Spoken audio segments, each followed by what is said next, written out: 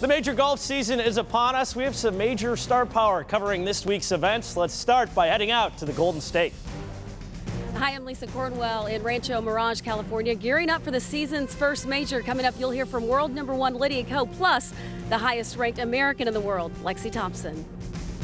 Lisa, I'm live in Humboldt, Texas, where we will hear from Jordan Spieth and get his thoughts on being supplanted as the top-ranked golfer in the world, as well as an update on the state of his game for this week and next week's Masters. All this and more coming your way right now on Golf Central.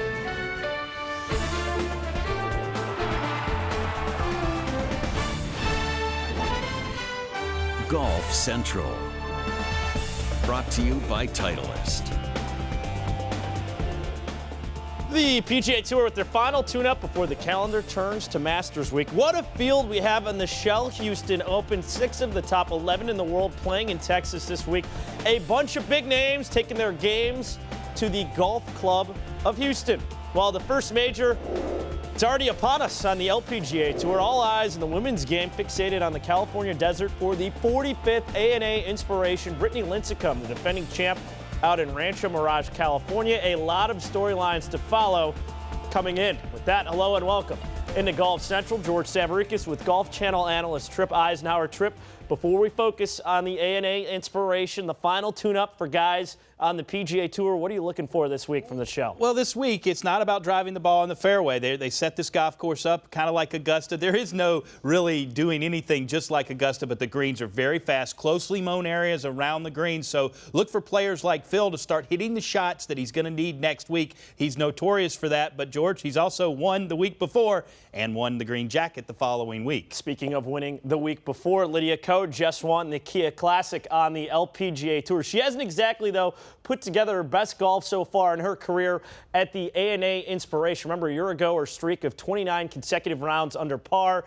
that was snapped with a second round 73, ultimately finishing in a tie for 51st.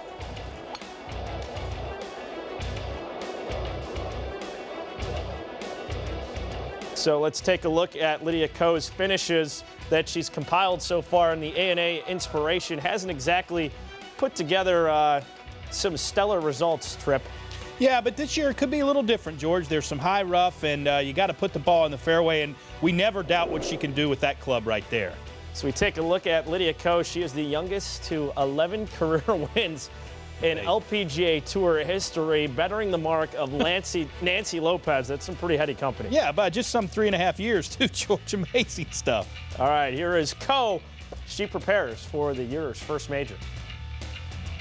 Going into Evian, I think there was the most pressure because it was the last event, the last time I could possibly break Morgan's record, and but at the same time I was kind of glad that even if I hadn't won, nobody would tell me about it and go, hey, there is no record, it's all behind us. So I mean, it was very fortunate and very special to win the last major of the year last season. But it's. I'm glad that, especially coming into this week, there's no, hey, you could break Annika's under par record, or you could break the youngest major record. I don't think there's any record anybody's. We'll find some things that you could do. No, Just give us a couple statistics, days. please. That's one of the things I'm looking forward to this week, is that I'm just going to think of it as just any other 4-day event and just have fun out there and hopefully play some good golf. So Tripp, her best finish, a tie for 25th in this event. She's had a lot of success, though, across the board on the LPGA Tour with those 11 career wins, and she won the Evian. What sticks out to you? Just everything. The maturity, her just level-headedness through major championships. I am a little surprised that she hasn't done better at this venue. Her length might be something that has mitigated or, just not given her quite the chances. But, again, this year, that could be helped with high grass, and it could hamper some of the longer hitters like Lexi Thompson. But Lexi did say she was going to be using her distance and not back off the driver. But she's coming up. Lydia Ko's coming off a win last week. Fantastic ball striking. She's 5th in greens in regulation, 2nd in putts per green in regulation. When you're hitting greens with that kind of regularity and putting that well, it's pretty easy to see why she has so much success. But I look for her to reverse her course that she's been doing this year. She's going to be part of this story. She will have a top 10 finish. Does she have to alter her game plan at all to reverse that course and really attack this? Because we've we've seen the winning score here the last few years. Brittany Lincecum had it at 9 under. Year prior to that, I believe Lexi Thompson was around 14 under. Right, yeah, but I think it's the par fives, if anything. You know, sometimes that she may not be able to get to all the par fives that some of the longer players can get to. But again, she's got such a great wedge game. She's got such a great short game. Forget about trying to go for it and then get up there around the rough, around the greens, and then not be able to get it up and down. Lay back to a good number and let your wedge game do the talking. But again, this is a different Lydia Ko than we saw even last year. Yeah, and a lot of the best players in the women's game in the field this week for the A&A Inspiration. Like I mentioned, a lot of star power just outside Houston this week, including 6 of the top 11 in the world. You see Louis Oosthuizen at number 11 in the field this week. Patrick Reed as well, just to name a few of the guys at number 10.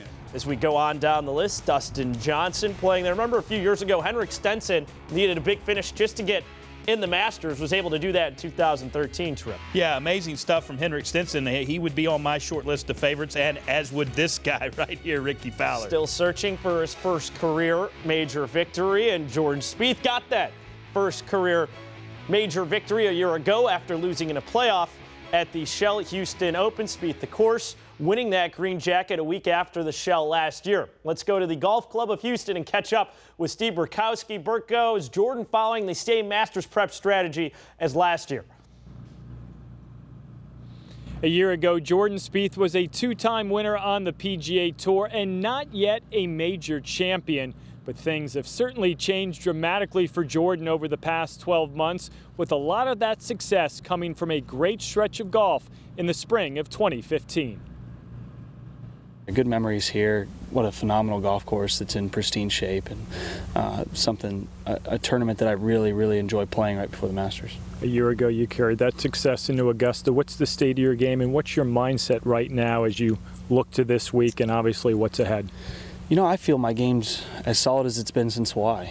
I truly believe that. We've been working hard on it. Saw some really good rounds of golf last week in that round-robin format, and then, you know, a tough one against Louis where I just was a little off from when I was hitting balls on the range and just kind of got in my head a bit. So I'm just going to try and hold the consistency this week, try and maintain those rounds and think about those rounds that I had last week in the first 3 matches, and a place I'm familiar at and where you can make a lot of birdies if you're keeping the ball in the right location. So we're going to try and see some putts go this week.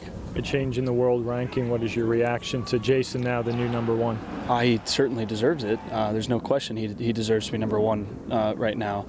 You know, I have not been playing up to the standard that should be set by a number 1 player in the world in the last couple months, but having said that, we've still managed to finish in the top 20 in all but one event going back to middle of last year. So we're not far off. It's just a matter of piecing it all together.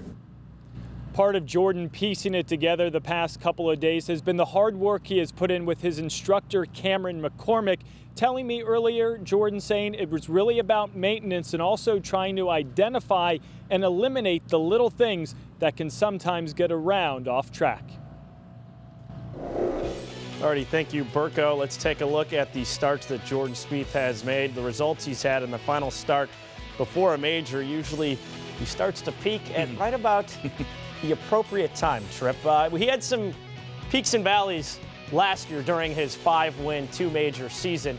This year we've seen kind of the same. He had that 8-shot romp in his first event in 2016 calendar year. Since then, quite hasn't been the same. What does he need to tidy up? Yeah, if you look at his numbers, and there's just been a little bit fall off from last year to this year in one area, and it's his iron game, and that's what his undoing was against Louis Oosthuizen last week. The irons, he said, like he kept slicing the ball kept, it's not really a slice with Jordan Spieth, but losing it a little bit to the right. But if you look at his proximity numbers this year, he's 125th in overall proximity and 122nd in rough proximity. Last year, he was 26th in proximity the whole overall and first out of the rough. You do that and your greens and regulation numbers are down as well. Those are the things. Everything else is there. I mean, Jordan Spieth, he's driving the ball well. He's putting the ball well. He tidies up that iron game, gets the ball a little bit closer to the hole. We're not talking about much. He's not way off, but just a couple of feet closer on average. And if those proximity numbers get back to where they were last year,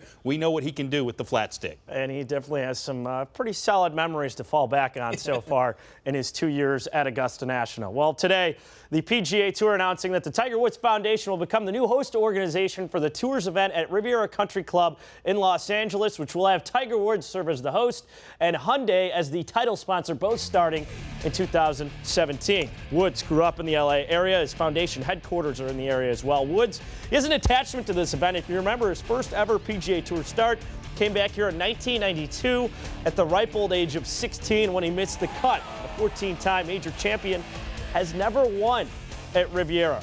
In a statement Tiger released, he said, "This is a fantastic opportunity for my foundation. This is the first PGA Tour event I ever played, and it means a lot to contribute to a community that has supported me and my foundation for more than 20 years.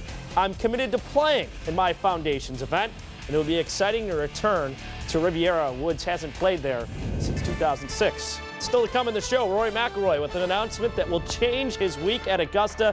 How will this alter his prep?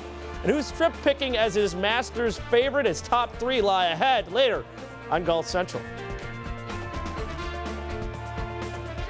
Golf Central is brought to you by the new Titleist NXT Tour and NXT Tour S. Innovation that matters.